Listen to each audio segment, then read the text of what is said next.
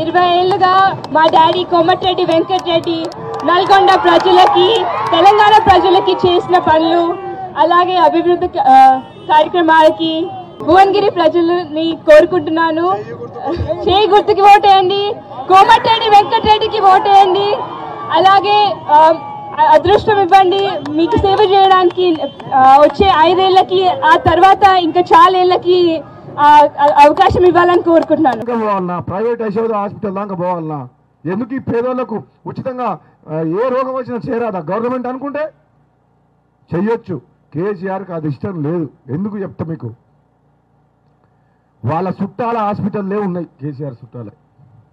Yashoda hospital దగ్గర చుట్టమవుతారు కేసీఆర్కు. ఈ Bibi Nagar NIMS government hospital తయారు చేసి 1000 పడకల ఆసుపత్రి చేస్తే చుట్టుపక్కల మొత్తం ఎక్కడ పోతారు? బీబీ నగర్ నిమ్స్ పోతారు, గవర్నమెంట్ దవాఖాన పోతారు. మరి ఆ ప్రైవేట్ హాస్పిటల్ ఎట్లా నడవాలి? బూర నర్సింగ్ పార్ట్నర్షిప్ కూడా ఉంది దాంట్లో. ఆయన కూడా డాక్టరే.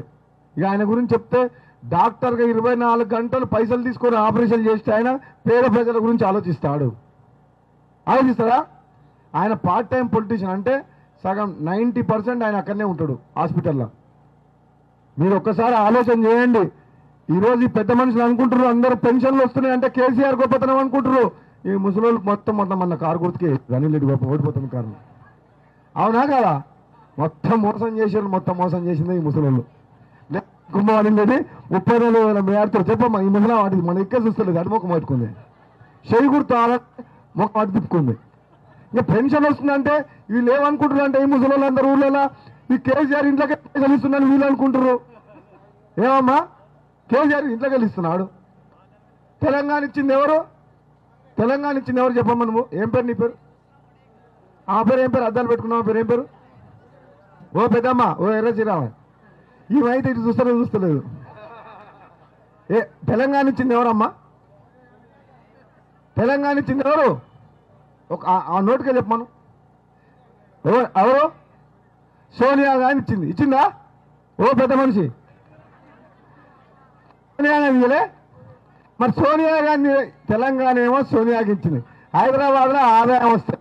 ఆ ఆదాయం వచ్చిన పైసలు మొత్తం పెన్షన్లు ఇస్తుండు, కళ్యాణ లక్ష్మి, కేసీఆర్ కిట్టు, గొర్రెలు, రైతు బంధు. ఆ పైసలు హైదరాబాద్ వచ్చే ఆదాయమేగా కేసీఆర్ పంచిపెట్టేది. హైదరాబాద్తో సహా తెలంగాణ ఇచ్చింది ఎవరు? సోనియా గాంధీ. అంటే సొమ్మొకరి సోకొకరిది.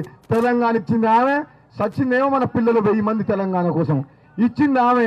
కొట్లాడిందేమో మీ ఎంపీ పార్లమెంట్ మెంబర్గా.